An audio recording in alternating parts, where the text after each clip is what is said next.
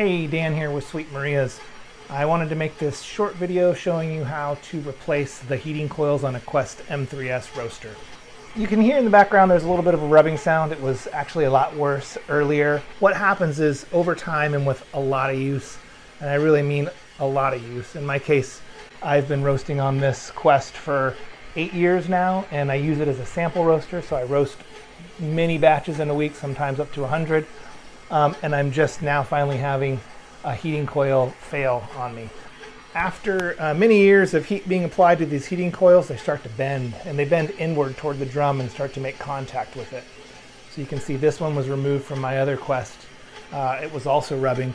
And the new heating coils, you can see how straight they are. So that's what it should look like.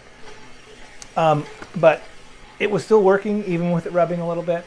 But eventually, one of them gave up the ghost, and how I knew it had died is that when I turn my dial on my amp meter, it goes up to just below 7.5 and stops even at max power. It should go up to 10, and that's because one of those heating coils isn't working.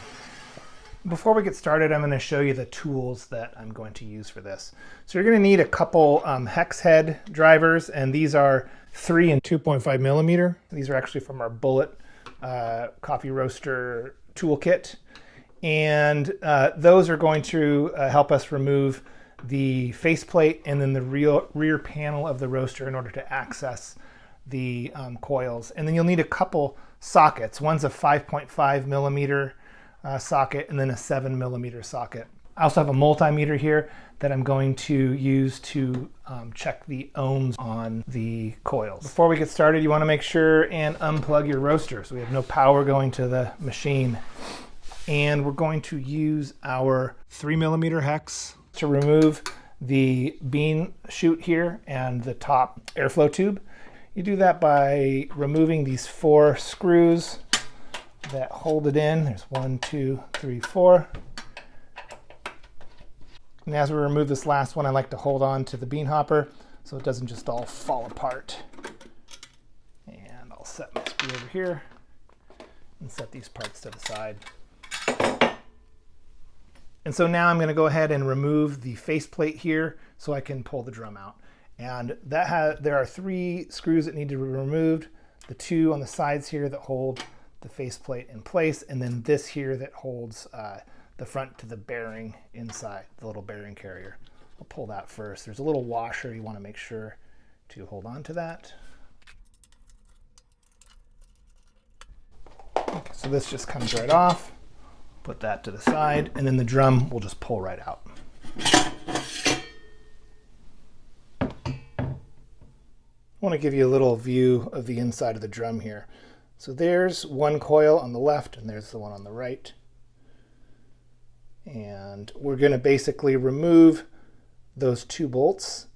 But first we're going to have to remove some hardware from the back as well as the cables that are connected, powering our 2 heating elements. You can see how bent that one is there.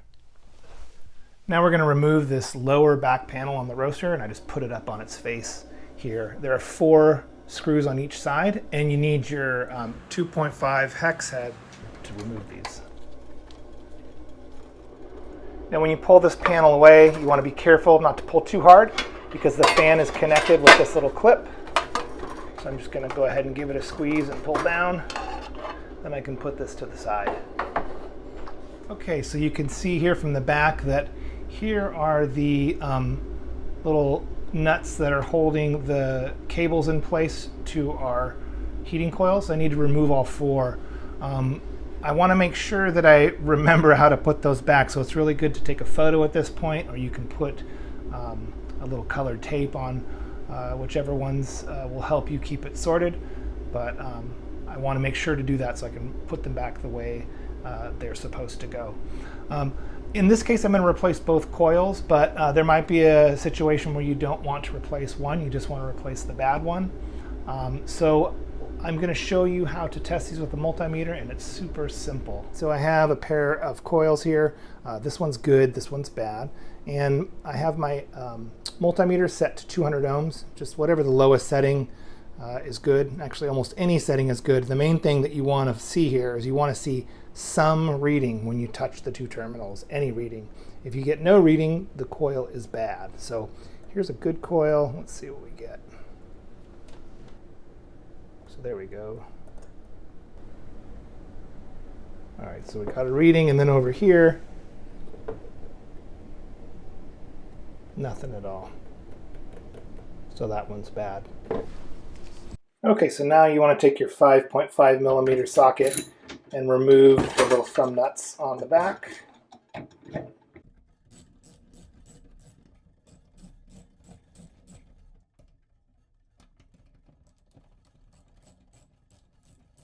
I have all of the nuts off, and there's some lock washers and flat washers that come off with those nuts. You don't really need to keep these because a new set will come with the replacement coils, and you'll see in a second that they're actually a slightly larger size. So now I'm going to go ahead and remove the 2 bolts on either side here so I can pull out the heating coils, but I think I'm going to have to turn the light off so I can use both my hands. It's a little tricky.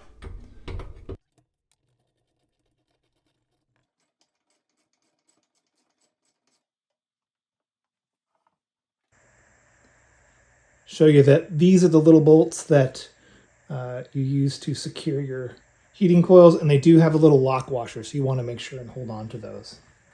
Over here. And here's my 2 coils that I just removed. You can see how bent they are.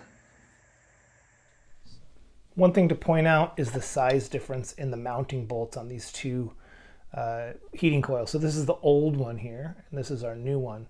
You can just see from a glance that the old one's much smaller. This takes a 5.5 millimeter socket, and this one takes a 7 millimeter socket. So when we install the new set, you're just going to need the 1 socket size for installation. But it does mean that the little wiring clip, the little eyelet that fits over this, has to be modified because it's very small and meant to fit this. So I should have said this at the beginning, but we'll need a set of wire clippers in order to modify that little connection so that it can fit over the slightly larger mounting bolt. You're also going to want to remove the nut and the 3 washers below it. So there's a little lock washer and then 2 flat washers. So we'll just remove that before we install these so we don't have to do it once it's in place. It's just a lot easier. There isn't a left or right here. These can be installed on either side. So I'll go ahead and get started. I'll point out that you just want to be careful when you're screwing in the bolts on the inside here so that you don't wrench down on them and cross thread them. If you feel it start to tighten up a little bit before being totally seated, just back it out and try again.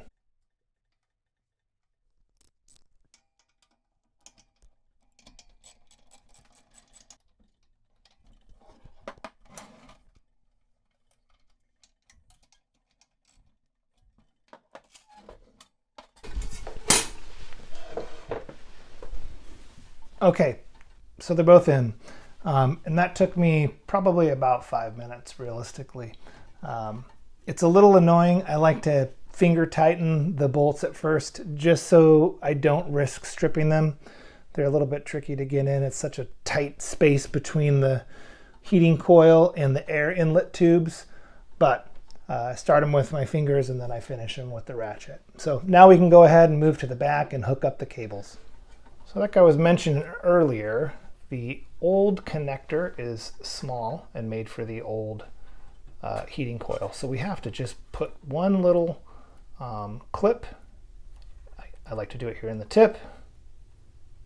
And then we're going to expand the circumference of this just a little bit. I actually can just grab my hex head and sort of bend it back and forth. And that should make pretty good contact. Let's see. And there we go. So before I lock this one on, I want to put my washer down, put this on top, put the other washer on top of that, and then the lock washer. It's kind of a lot here. And then we'll put our nut on. And I'll just finger tighten that first. And I'm going to go around and do that for the other 3 connections. These back ones, like I said, they're really tricky to get to, especially this one back here. So I'll do it off camera, and it should just take me a couple minutes. Wiring is all in place, and we're ready to start putting this back together now. You can now mount the back panel. We want to make sure that the fan is positioned down and to the left, and that this fan connection is in place before screwing things down. This just snaps right into place. Before mounting my drum, I want to test the coils to make sure that they work, and I can do this by turning the roaster on, and they should glow red. Okay, they're looking good. I'm going to go ahead and turn this off, and I'm going to let it cool down before inserting the drum. But I should say that they did smoke a little bit when I first fired it up, and that's totally normal. I think there's just a coating on the coils when they're manufactured. So the roaster is fully cooled, and we can start putting back the front of it here, and then we'll be back in business. If you've never disassembled your Quest before and are putting this back together for the first time, I think it's helpful to know how to get this drum back in fairly easily. It can be a little bit tricky if you're flying blind. So there's a drive shaft that comes off the motor in the back of the roasting chamber here, and it has a little cotter pin sticking through it, and that has to line up with this little slot in the back of the drum. And the way that I found, the easiest way I found to line those up is by shining a flashlight down through the top here as I'm putting the drum in the roaster, and I like to sit the roaster up vertically. So let me unplug it here. So I put it up on its back, and I'm just going to drop this down in there with a flashlight so I can see where that little cotter pin is and then line it up. And then you sort of have to wiggle it, and it'll just drop into place.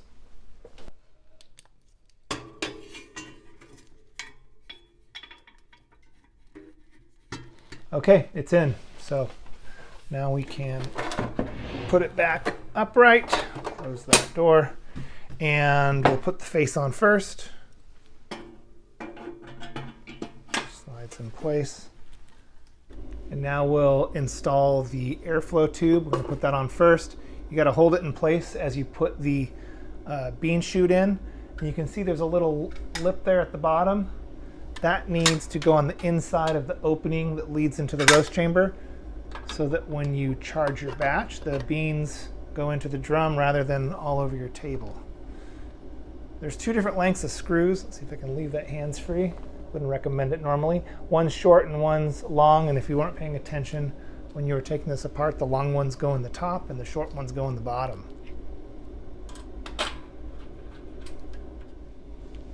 So that's basically it. I need to still install the thermometers and the little trier, but the roaster is essentially ready to roast again, which is good news because I just received a large box of Burundi samples. So if you find yourself needing a set of these heating elements, you can order them directly from Quest. Unfortunately, we don't offer these ourselves, but I've dropped their email in the comments below, so go ahead and take a look there if you need to order a set. Hope this helps, and thanks for watching.